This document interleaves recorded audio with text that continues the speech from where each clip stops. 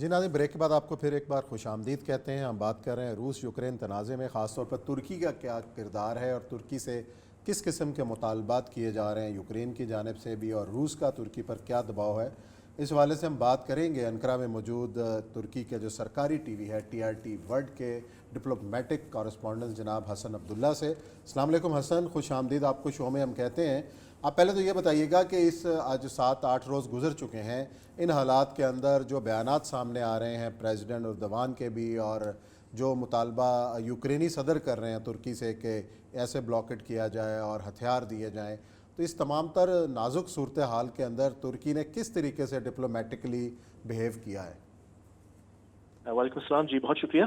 देखिए, तुर्की के लिए ये काफ़ी पेचीदा मामला है। उसकी एक बुनियादी वजह यह है कि तुर्की के यूक्रेन और रूस दोनों के साथ मफादात काफ़ी गहरे हैं मुख्तलिफ शोबों में। मिसाल के तौर पर अगर आप दिफाई शोबे की बात करें या एनर्जी शोबे की बात करें, इकोनॉमिक रिलेशन की बात करें, तो काफ़ी गहरे ताल्लुकात हैं दोनों की तरफ। तो तुर्की का वो बैलेंसिंग रोल है।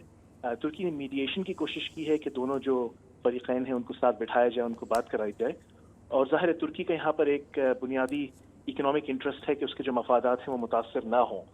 तो इस सूरत में जहाँ तक हथियार फराहम करने की बात है, तो यूक्रेन को तो तुर्की ने ड्रोन्स फराहम किए हैं, और यूक्रेन की तरफ से इस बात की तस्दीक भी की गई है कि रूसी टैंकों को और दीगर जो उनकी मिलिट्री हार्डवेयर है उसको निशाना बनाया गया है तुर्की के असलहे के साथ। लेकिन उसके साथ साथ ज़ाहिर है तुर्की के जो ताल्लुकात हैं रूस के साथ, उनको सामने रखते हुए तुर्की ने कहा है कि जो मॉन्ट्रो एग्रीमेंट है उस पर अमल दरामद जारी है। आज तुर्की के वज़ीर ख़ारजा मेवलूद चावुशोगलू ने यह कहा कि एक पॉइंट ये था जहां पर रूस के कुछ जहाज वो बॉस्फोरस से गुजरना चाह रहे थे, वो जहाज नहीं थे जो रजिस्टर्ड हों ब्लैक सी के उस एरिया में जहां पर यानी उनको डॉक होना था। तो तुर्की ने रूस से कहा कि वो इजाज़त की जो दरख्वास्त है वो वापस ले, तो रूस ने वापस ले, वो जहाज वहां से नहीं गुजरे।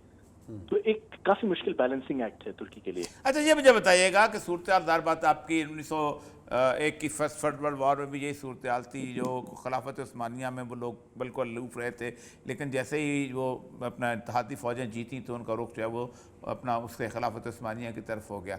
अभी भी सूरत हाल यह है कि तुर्की नेटो का रुकन है, और नेटो उस इल्ज़ाम सबसे बड़ा यह है कि 17 मुल्क थे नेटो के 1991 में, और फिर उसका वादा ये किया गया था कि हम आगे नहीं बढ़ेंगे, और आज उनके 30 की तादाद हो गई है। और यूक्रेन जो है डेट वाज द लास्ट जिसके बारे में रूस ने कहा था कि अब नो मोर वाली सूरत हाल है। अब मुझे बताइए कि नेटो का रुकन होने के साथ साथ और बाकी यूरोपियन यूनियन की, क्योंकि ज़ाहिर बात है तुर्की यूरोपियन यूनियन से अलहदा भी है और यूरोपीय यूनियन ने उसको बिल्कुल एक्सेप्ट नहीं किया, तो ये इतनी मुश्किल में तुर्की जो है ये कैसे अपने आप को निभा रहा है? हाँ जी, हाँ, ये बहुत अच्छे नुकात आपने उठाए। और ये साथ बात यहाँ पे ये है कि बिल्कुल तुर्की नेटो के अहम तरीन जो अरकान हैं उनमें शामिल है, लेकिन जब भी इस तरह के वाक़यात होते हैं, किसी किस्म की एस्केलेशन होती है, तो हम अक्सर ये देखते हैं कि एक तरफ से तवक्को की जा रही है कि एक रूल्स बेस्ड इंटरनेशनल सिस्टम होगा, शायद रियलिस्ट तकाज़ों के तहत रियासतें चल रही होंगी, लेकिन दूसरी तरफ देखिए एक काफ़ी गहरा मजहबी नज़रियाती पहलू भी सामने आ जाता है, खासकर यूरोप की तरफ से भी। एक तरफ दावे हो रहे होते हैं कि वो एक प्योरली प्रैग्मेटिक इंटरेस्ट के तहत चल रहे हैं, लेकिन जो बयानात सामने आए हैं बाज़, उनमें वाज़ेह हो गया कि वो क्रिश्चियनडम की भी बातें कर रहे हैं और अपनी उन वैल्यूज़ की भी बात कर रहे हैं।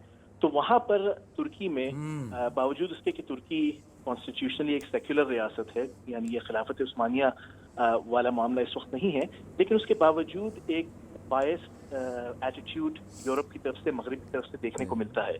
तो अगर आप तुर्की में बात करें कॉरिडोर्स ऑफ पावर में लोगों से, तो पब्लिकली हो सकते हैं उनके बयानात कुछ और हों, लेकिन बिहाइंड द सीन्स वो अमूमन इस बात से इत्तेफाक करते हैं कि मुसलमानों के खिलाफ एक मखसूस रवैया मगरिब में पाया जाता है, और वो बायस जो है वो मौजूद है बहरहाल, और उसका किरदार है EU में रुकनीत ना मिलने पर और दीगर मामला पर। उसके अलावा बहुत से ऐसे आर्टिकल्स सामने आए उन लोगों के जो मिसाल के तौर पे क्रेमलिन में मतलब प्यूटिन से करीब हैं, या इवन बाज़ दीगर वेस्टर्न यूरोपियन ममालिक में, जिन्होंने ये बात कही कि एक मखसूस क्रिश्चियन रिवाइवल की उन्होंने बात की। सही बात, बिल्कुल ठीक है। और उन्होंने तुर्की को तोड़ने की भी बात की।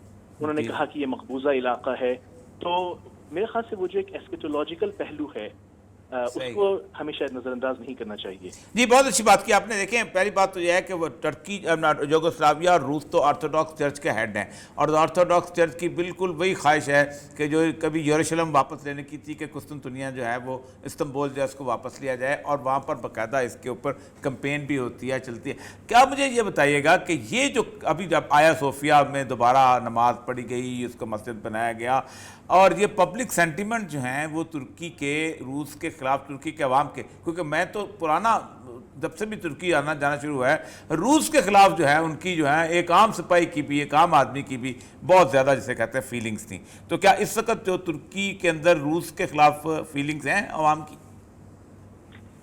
دیکھیں ترکی جو ہے وہ کافی پولرائزڈ معاشرہ ہے. یہاں پہ آپ کو جب آپ آئیڈیولوجیکل اسپیکٹرم پہ دیکھیں تو آپ کو یعنی وہ لوگ ملیں گے, مثال کے طور پہ اگر آپ روس کی بات کریں تو یہاں پر آپ کو وہ لوگ بھی ملیں گے جو روس کے کافی حمایتی ہیں, وہ لوگ مخالف ہیں. یعنی یہاں تک کہ ترکی کی فوج تک میں آپ کو وہ کیمپ ملے گا جس کا جھکاؤ روس کی طرف زیادہ ہے, وہ بھی ملے گا جس کا جھکاؤ امریکہ اور نیٹو کی طرف زیادہ ہے. جہاں تک رہی بات عوام کی تو یہاں پہ ڈیپینڈ کرتا ہے کہ جو اسلامی سوچ والے ہیں ان کا اپنا ایک خیال ہے, اس میں بھی مزید یعنی تفریق ہے. بعض لوگ یہ سمجھ رہے ہیں کہ مثال کے طور پہ روس شاید وہ اس کا کردار ہوگا کہ وہ ایک پہلے مرحلے میں مسلمانوں کے ساتھ ہوگا اور اس کے بعد آگے جا کے تفرقہ ہو جائے گا اور مسلمانوں کی پھر ان سے لڑائی ہوگی. مختلف خیالات پائے جاتے ہیں. وہ حدیث جو پرانی کے پہلے ایک دفعہ اب مشہور حدیث تو ترکی میں لوگوں سے ابھی پچھلے دنوں گیا تھا یہی تھا کہ پہلے ہم ساتھ مل کے جنگ کریں گے پھر اس کے بعد ہمیں دھوکہ دے دیں گے. یہ بہت کامن تھی بات. جی بہت اچھی بات کی آپ نے. دیکھیں پہلی بات تو یہ ہے کہ وہ ترکی یوگوسلاویہ اور روس تو آرتھوڈاکس چرچ کے ہیڈ ہیں اور آرتھوڈاکس چرچ کی بالکل وہی خواہش ہے کہ جو کبھی یروشلم واپس لینے کی تھی کہ قسطنطنیہ جو ہے وہ استنبول جو ہے اس کو واپس لیا جائے اور وہاں پر باقاعدہ اس کے اوپر کمپین بھی ہوتی ہے چلتی ہے. کیا مجھے یہ بتائیے گا کہ یہ جو ابھی جب آیا صوفیہ میں دوبارہ نماز پڑھی گئی اس کو مسجد بنایا گیا اور یہ پبلک سینٹیمنٹ جو ہیں وہ ترکی کے روس کے خلاف ترکی کے عوام کے, کیونکہ میں تو پرانا جب سے بھی ترکی آنا جانا شروع ہوا ہے روس کے خلاف جو ہے ان کی جو ہے ایک عام سپاہی کی بھی ایک عام آدمی کی بھی بہت زیادہ جسے کہتے ہیں فیلنگز تھیں. تو کیا اس وقت جو ترکی کے اندر روس کے خلاف فیلنگز ہیں عوام کی؟ دیکھیں ترکی جو ہے وہ کافی پولرائزڈ معاشرہ ہے. یہاں پہ آپ کو جب آپ آئیڈیولوجیکل اسپیکٹرم پہ دیکھیں تو آپ کو یعنی وہ لوگ ملیں گے, مثال کے طور پہ اگر آپ روس کی بات کریں تو یہاں پر آپ کو وہ لوگ بھی ملیں گے جو روس کے کافی حمایتی ہیں, وہ لوگ مخالف ہیں. یعنی یہاں تک کہ ترکی کی فوج تک میں آپ کو وہ کیمپ ملے گا جس کا جھکاؤ روس کی طرف زیادہ ہے, وہ بھی ملے گا جس کا جھکاؤ امریکہ اور نیٹو کی طرف زیادہ ہے. جہاں تک رہی بات عوام کی تو یہاں پہ ڈیپینڈ کرتا ہے کہ جو اسلامی سوچ والے ہیں ان کا اپنا ایک خیال ہے, اس میں بھی مزید یعنی تفریق ہے. بعض لوگ یہ سمجھ رہے ہیں کہ مثال کے طور پہ روس شاید وہ اس کا کردار ہوگا کہ وہ ایک پہلے مرحلے میں مسلمانوں کے ساتھ ہوگا اور اس کے بعد آگے جا کے تفرقہ ہو جائے گا اور مسلمانوں کی پھر ان سے لڑائی ہوگی. مختلف خیالات پائے جاتے ہیں. وہ حدیث جو پرانی کے پہلے ایک دفعہ اب مشہور حدیث تو ترکی میں لوگوں سے ابھی پچھلے دنوں گیا تھا یہی تھا کہ پہلے ہم ساتھ مل کے جنگ کریں گے پھر اس کے بعد ہمیں دھوکہ دے دیں گے. یہ بہت کامن تھی بات. چلیں جی بہت شکریہ حسن, آپ نے بڑی تفصیل سے صورتحال کا احاطہ کیا اور اسی نوٹ کے ساتھ ہم پروگرام بھی ختم کرتے ہیں. کل انشاءاللہ پھر ملاقات کریں گے نئے موضوعات کے ساتھ. اپنا خیال رکھیے گا. اللہ حافظ.